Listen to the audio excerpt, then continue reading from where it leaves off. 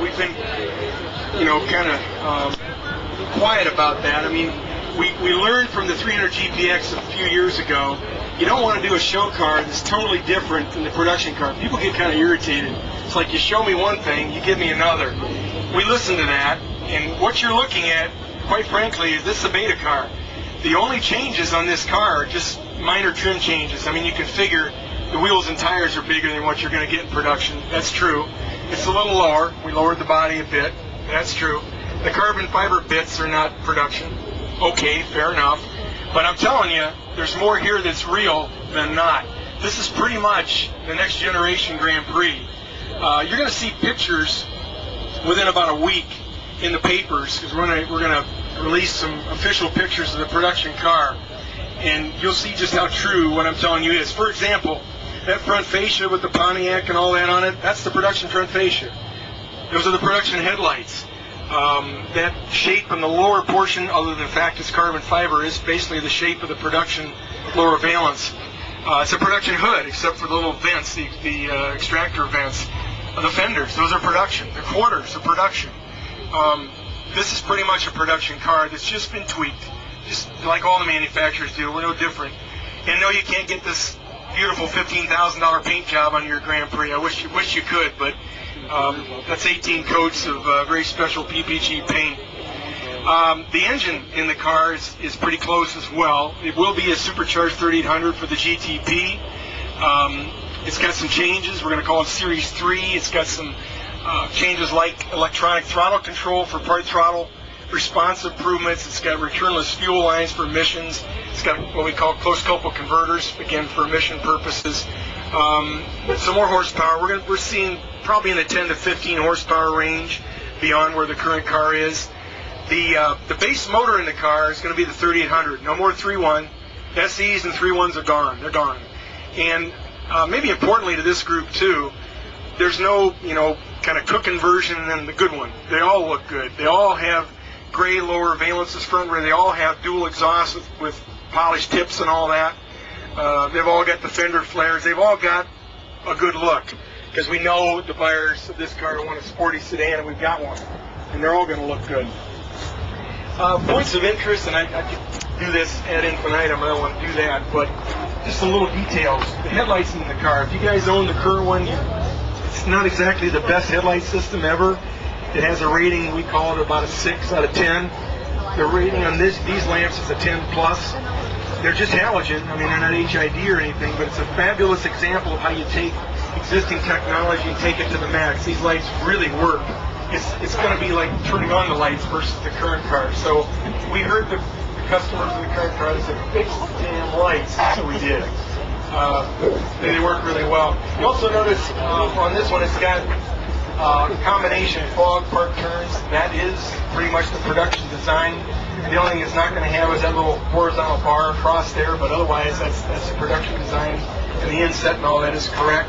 The grills are pretty close. There's a little bit more inset in the production car. The honeycomb's slightly different on this one, but other than that, it is the production design. I think you're starting to get the idea here. What we're showing you here is the production car. That's pretty much it. We also learned that 300 GPX, we showed the big fender flares and all that, and people went, oh, darn, you didn't give me that in production. Well, these are the production flares. That's what you get.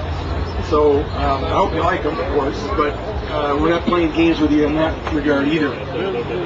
As you move around the car, one of the things you'll notice is quite a bit of difference in the side view. It is a lot more what we call wedge shape. The belt line rises as you go rearward. That was intentional. We're trying to make the car look very sporty.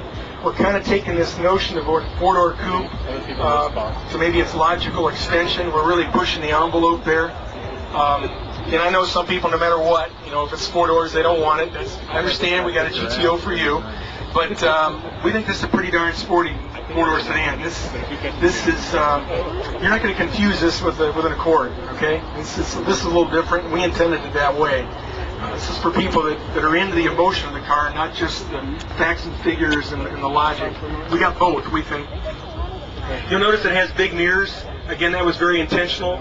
We got feedback from current owners that they like to see what's behind them. They like to do that, for changing lanes and all that. We listened. We gave you the big mirrors again. We cleaned up the sides. It's not like the current Grand Prix has a lot of cladding, but the lower portion is plastic add-ons. So we went one step further, took all that off. There is no cladding at all on this car.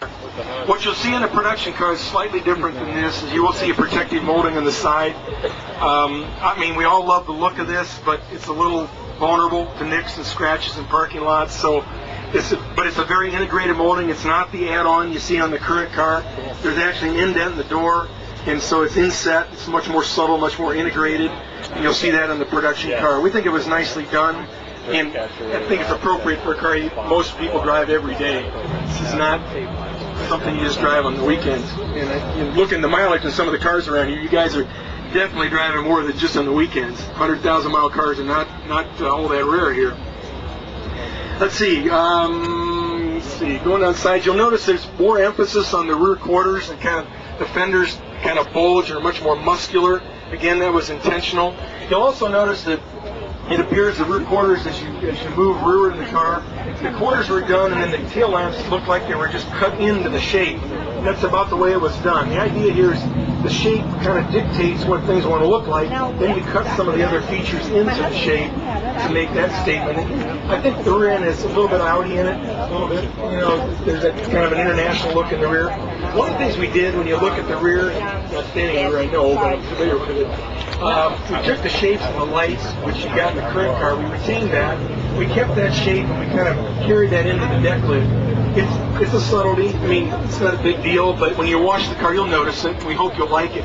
It's part of the surface development that Pontiac likes to do. We tend to like to work on that kind of stuff. If you like washing your own cars, and a lot of you guys do, it's the kind of things you appreciate. I remember I had an 88 Fiero GT. I just loved washing the thing because of the way the surfaces, were shaped. One ran into another. All the interfaces was interesting. It wasn't just your basic, boring car. See, in the rear, you got big exhaust outlets. Now, the ones on this are actually 3.5-inch pipes, duals. That won't be quite the standard condition, but it will have duals. The tips will be slightly different from this. But you'll be able to get tips that look pretty much like this. The production spoiler is going to be slightly smaller than the one in this car, and it won't have the carbon fiber tree on the edge. But we're going to have a spoiler that looks pretty close to this, again, minus the carbon fiber. And you'll be able to get it. It's kind of what we call a regular production accessory. We're going to start to work with SPO to offer you guys more of those kind of personalization features. So on the order form, you'll be able to order the spoiler and check it off the order form. It'll arrive at the dealer when the car arrives, and the dealer will make a swap out and you'll get what you want. So we're going to try to do more. We're going to throw inserts, tailpipe tips, and spoilers to start. We intend to do a lot more than that, but you got to kind of walk before you run. So that's where we're going to start. Let's see. There's a lot. You can look at the car. It's one thing. I guess we ought to talk about the interior. One of the intentions in the car was to really make an upgrade on the interior, because again, we listened to the owners and they said, well, love the outside, the inside's got all the stuff, but it's a little low rent. It's maybe a little less than we'd like to have in the interior in terms of materials and look. We think we listened, and you'll see a lot more content here, a lot more 3 dimensions, like on the instrument cluster that you got the 4-aft displacement, the gauges, the clusters that are being printed on the plastic plate. Different steering wheel design. You'll notice the trip computer is located right to the right of the cluster, very visible, more buttons, more controls. There's certainly, you'll notice the tap shift controls. A lot of times on a show car, we'll again show things that we're not going to do, but we're going to do this one. We can get into detail, but that's a neat feature. We looked at what everybody else is doing, because a lot of the other cars in the mid-size segment have manumatic controls, or tap up, tap down. I think you're going to like this one. This one shifts quick, unlike the competition. We've measured theirs. We're the fastest in the market. We're the most ergonomic, we think. You have to make your own determination on that. Plus, we also hold the gear. When you're in third, you're in third. So you press on the gas, and it's not, shift down to second. But like a manual, you're in third. The competition will do that, but then when you get to red line, it upshifts for you, which, what's the point of that? I thought I was controlling this. Well, this one you do. We think you'll like it. We found that people that aren't even into the performance end of this car drive the car and start using it, and they have no trouble using it at all. It's pretty intuitive. It works. Plus, you got the head-up display, which will show the gear position indicators, and then look down. right up the horizon. And we got a full shift, upshift light. It's not a fuel economy light, it's a performance light. Comes on about 300 RPMs before red line. You just watch the light shift. Don't even look at the tach. Just pay attention to the light and go. The idea is keep your eyes on the road. We think you're kind of busy at that point. You probably don't want to look down. The seats in this car, not exactly what we're going to do. This is a little bit aggressive for a four-door sedan. Those seats, you're going to see something very close to that in the GTO because that's a little more of a niche car. Coupes, you can kind of do that kind of thing. So what you'll see in the GTO is more like what you see there. It'll be a little more restrained in the Grand Prix. Though we're adding bolstering to the seats, quite different than the current seats. They're more comfortable, they're thicker, more bolstering. The rear seats are going to fold down. Every car will have 40-60 split fold-down seats, which any of you that have families, I hope would appreciate that. They also fold to within 5 degrees of flat. They don't sit up to like a 20-25 degree angle. They're very flat. The right front passenger seat on most cars, about 80% of the cars, it's going to fold flat.